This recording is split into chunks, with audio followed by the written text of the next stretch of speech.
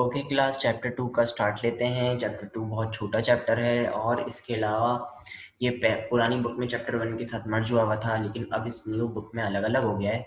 तो स्टार्ट करते हैं चैप्टर नंबर 2 से, सॉल्विंग अ बायोलॉजिकल प्रॉब्लम।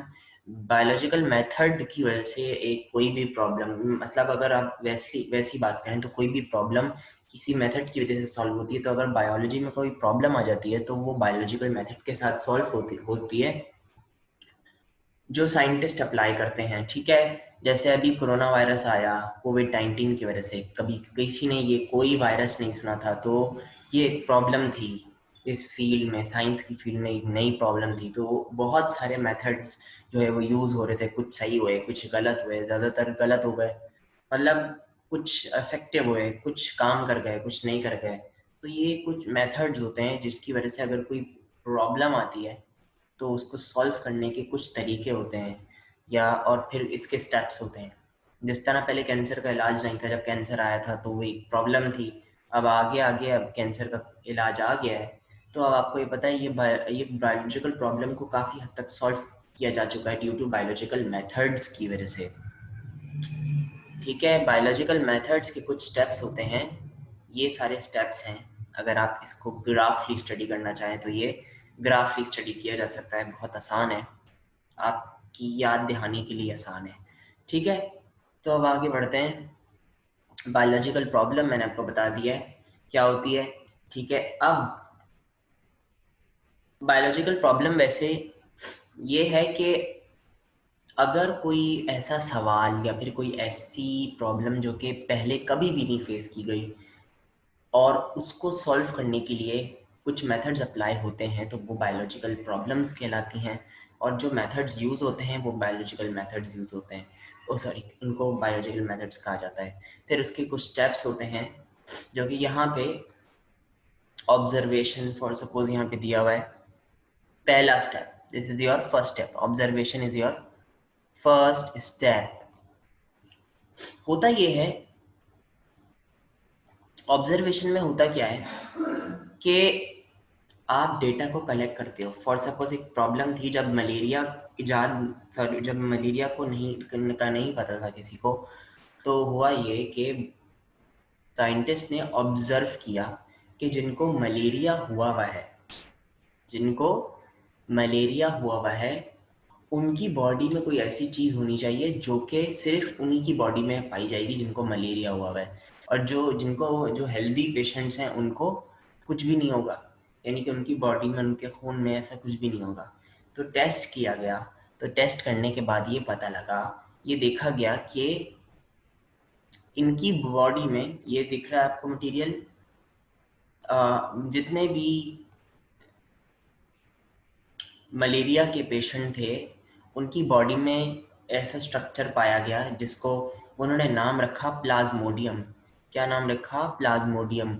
और फिर हुआ ये कि जितने भी मलेरिया के पेशेंट्स थे, जब उनके ब्लड को टेस्ट किया गया तो उनकी बॉडी में ये पहले तो डेटा है ना, ये कलेक्ट किया जा रहा है, ये इंफॉर्मेशन कलेक्ट हो रही है।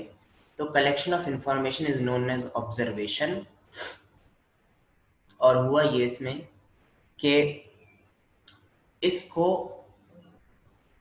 यानी कि इस प्रॉब्लम का इनिशियल स्टेप ये हुआ कि पहले डेटा को कलेक्ट किया गया जिसे ऑब्जर्वेशन कहते हैं। तो ये ऑब्जर्व किया गया कि जितने भी मलेरियल पेशेंट्स होंगे उनके ब्लड में ये प्लाज्मोडियम होना चाहिए और हेल्दी पेशेंट के ब्लड में ये नहीं होना चाहिए। ये तो हो गया पहला स्टेप, ठीक है, जिसमें इन्होंने ऑब्जर्वेशन करी, यानी कि डेटा को कलेक्ट करा। अब डेटा कलेक्ट हो गया है, ठीक है, और ये देखा गया कि क्या डेटा कलेक्ट हुआ कि जितने भी मलेरिया के पेशेंट्स थे उनके ब्लड में ये प्लाज्मोडियम पाया गया। फिर hypothesis, second step is hypothesis.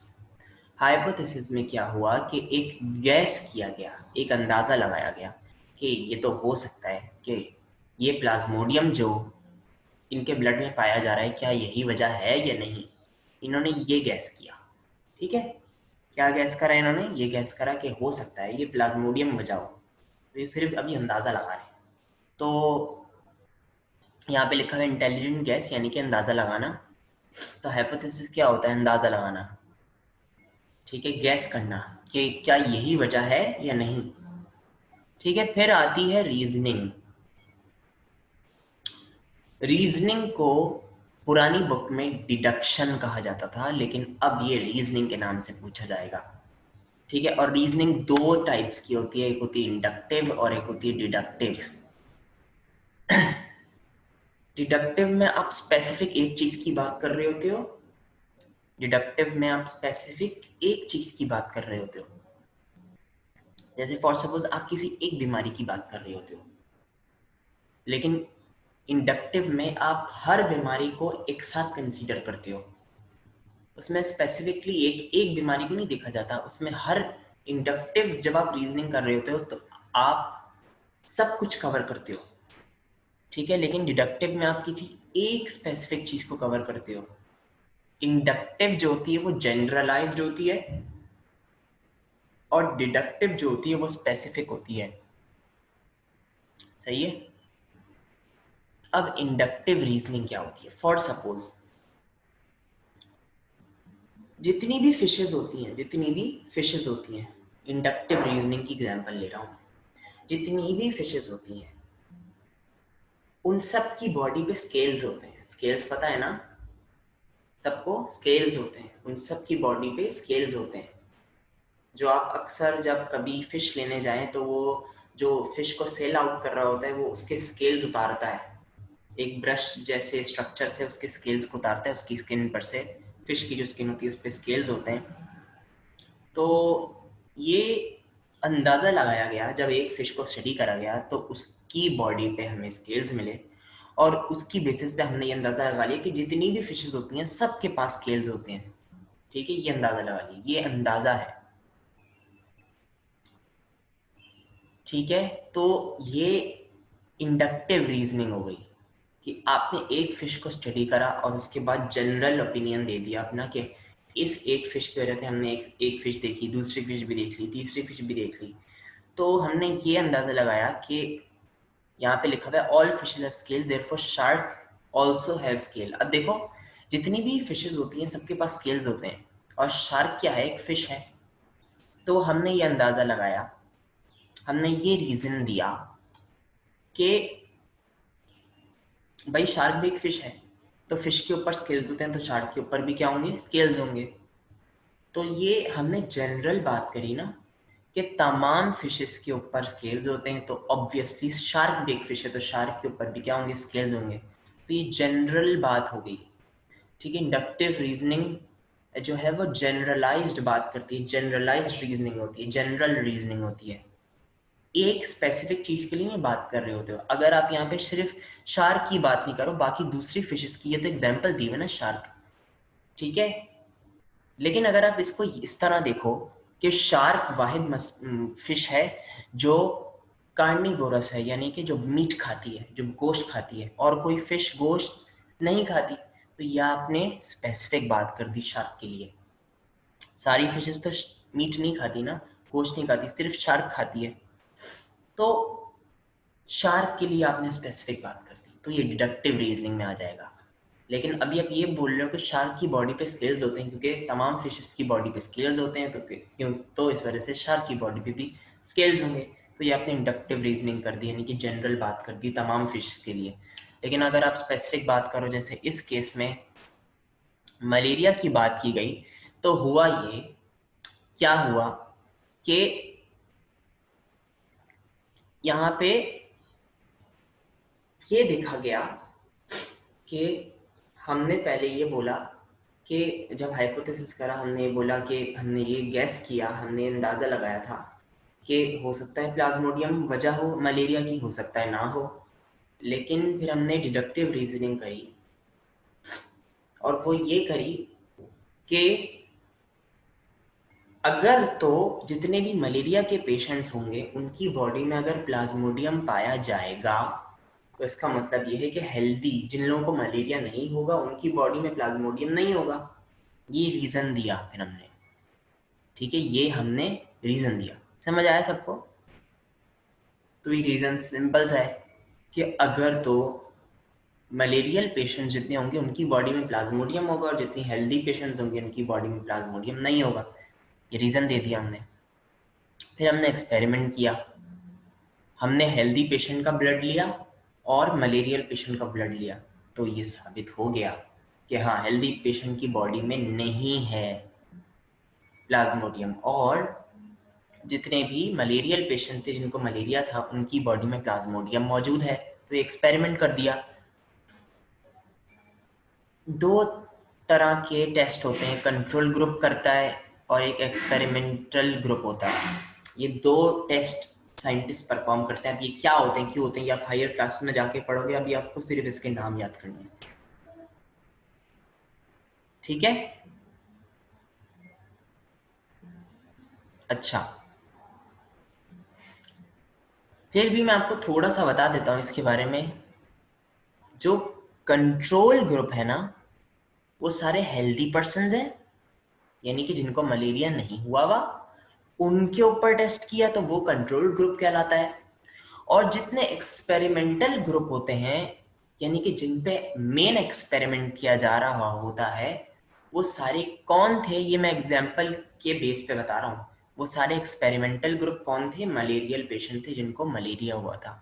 तो कंट्रोल ग्रुप कौन है, जो हेल्दी पेशेंट्स हैं, जो हेल्दी पर्सन्स हैं, और जो मलेरियल पेशेंट्स हैं वो सारे एक्सपेरिमेंटल ग्रुप हो गए। ठीक है, अच्छा, तो ये एक्सपेरिमेंट भी समझ आ गया। ये एक्सपेरिमेंट जो है वो प्रैक्टिकल परफॉर्मेंस होती है, प्रैक्टिकली इसे परफॉर्म करते हो। ठीक है, ताकि आपने जो अंदाज़ा लगाया है वो ये बता सके कि हाँ, ये सही है या गलत है।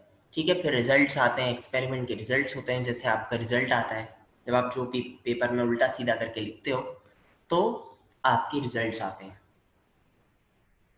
तो इसी तरह जब एक्सपेरिमेंट कर दिया तो साइंटिस्ट ने रिजल्ट पेश किया, और मैंने आपको रिजल्ट बता दिया अभी कि जितने भी कंट्रोल ग्रुप्स थे, यानी कि हेल्दी पर्सन्स थे, उनकी बॉडी में प्लाज्मोडियम नहीं था।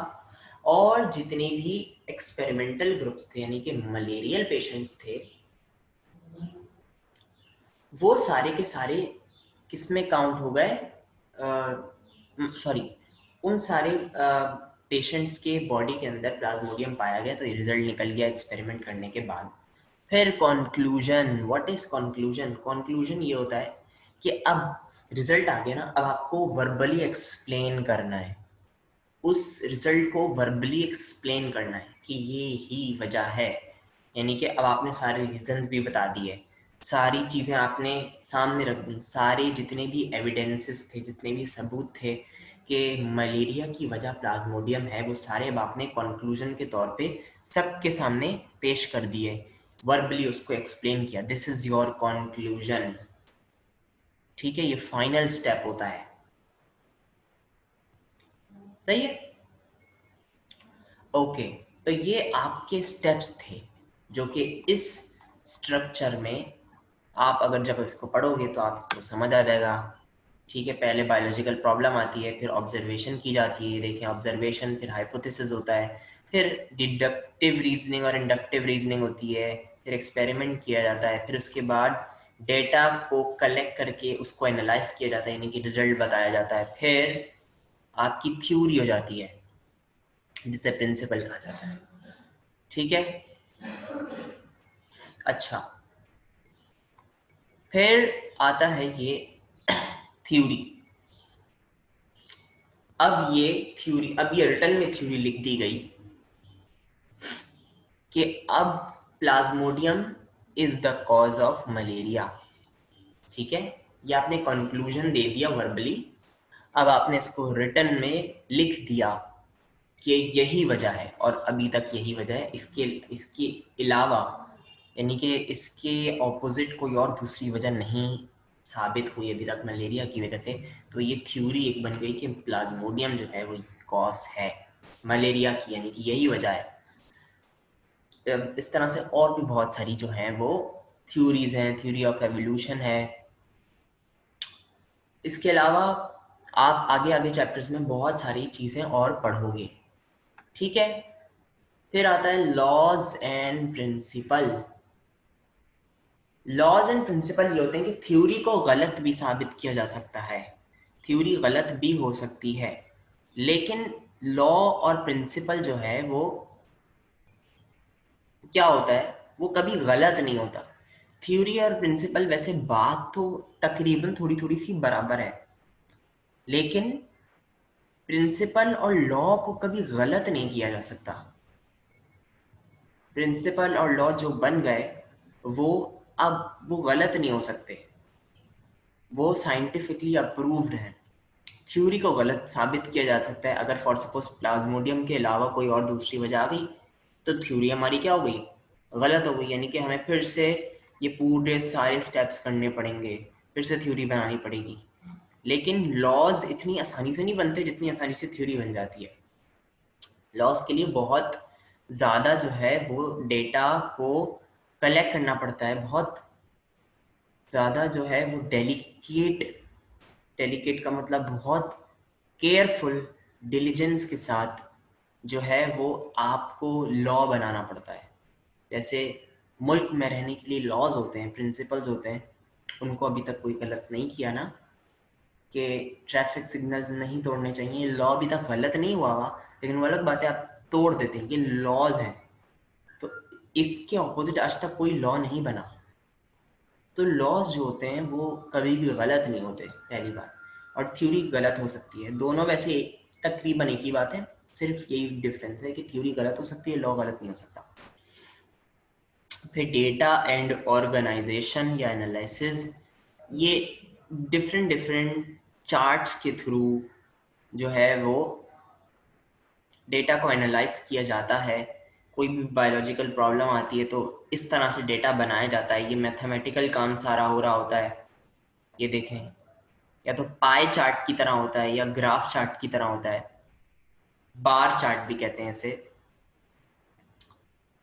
ठीक है, तो ये अलग अलग ग्राफ की फॉर्म में, तो अभी दो ग्राफ हैं और भी बहुत सारे ग्राफ्स होते हैं, तो उसकी फॉर्म में आप जो हो वो अपने जो भी रिजल्ट्स होते हैं, जो भी एक्सपेरिमेंट के बाद आप रिजल्ट और कंक्लूजन देते हो, वो पहले इन तमाम तर डेटा को इस तरह से प्लॉट करते हो, और उसके बाद फिर आप उसका कंक्लूजन देते हो कि ऐसा हुआ है, ऐसा हुआ है, रीज़न देते हो।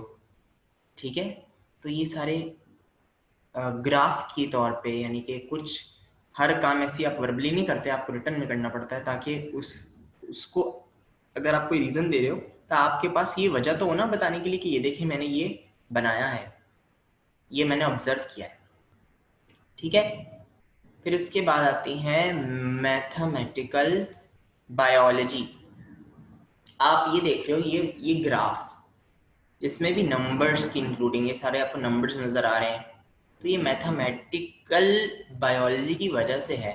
आप बायोलॉजी में जब कोई कैलकुलेशंस करते हो, जब कोई रिजल्ट निकालते हो, फिर और भी जो है वो डिफरेंट कैलकुलेशंस होती हैं, सब कुछ ऐसी। आप बायोलॉजी का मतलब ये नहीं है, बायोलॉजी का मतलब ये नहीं कि आपने सिर्फ बायो ही पढ़नी है, उसमें कोई मैथमेटिक्स का जो है वो इन्वॉल्वमेंट नहीं है। हालांकि मैथमेटिक्स का भी बहुत बड़ा इन्वॉल्वमेंट होता है, जब आप रिजल्ट कैलकुलेट कर रहे होते हो, जब आप जो है वो ऑब्जर्वेशन कर रहे होते हो, जब आप इस तरह से ग्राफ बना रहे होते हो, तो आप मैथमेटिक्स का भी तो सहारा लेते हो। ये बगैर मैथमेटिक्स के हो सकता है? नहीं। तो biological sorry mathematical biology, biology जो मैंने आपको चैप्टर नंबर 1 में डेफिनेशन के तौर पे पढ़ा दिया था कि बायोलॉजी और मैथमेटिक्स के एक साथ एस्पेक्ट्स मिलते जुलते, कि आप बायोलॉजी में कौन कौन से मैथमेटिकल एस्पेक्ट्स को अप्लाई करते हो अपने रिजल्ट्स को, अपने ऑब्जर्वेशन को, अपने डेटा को कैलकुलेट करने के लिए, वो तमाम तर मैथमेटिकल बायोलॉजी में आता है। और सिंपल ये इतना सा ये चैप्टर था, ये ख़त्म हो गया। फिर अब आपने इस समरी को अच्छी तरह से पढ़ लेना है, इसमें से एमसीक्यूज आते हैं, बहुत इंपॉर्टेंट है, इस चैप्टर की रीडिंग करनी है। ठीक है, और फिर आपने क्या करना है, ये एमसीक्यूज को सॉल्व करना है, और ये फिल इन द ब्लैंक्स हैं, इसको भी सॉल्व कर लीजिएगा, ये आपके लिए अच्छी बात है। सही है, आपने पहले रीडिंग करनी है, फिर समरी पढ़नी है, उसके बाद आपने जो मैंने आपको होमवर्क, यानी कि जो आपका होमवर्क है, जो भी मैं आपको एज इट इज़ बता रहा हूँ, वो आपने एज इट इज़ अपनी बुक में कर लें, या चाहे आप अगर आपको कॉपी में कोई करना है तो आप अपनी कॉपी में भी कर सकते हैं MCQs। ठीक है, now I am ending this class. और अगर आपको क्वेश्चन आंसर्स देखने हैं, इस चैप्टर के क्वेश्चन आंसर्स अगर आपको देखने हैं तो आप दूसरी वीडियो देख लें इसका, ठीक है, जो क्वेश्चन आंसर्स की वीडियो है, क्योंकि इसमें मैंने सिर्फ एक्सप्लेनेशन दी है। क्वेश्चन आंसर्स यानी कि जो मैं आपको हेडिंग्स मार्क करवाऊंगा वो आप नेक्स्ट वीडियो में देखिएगा। ओके।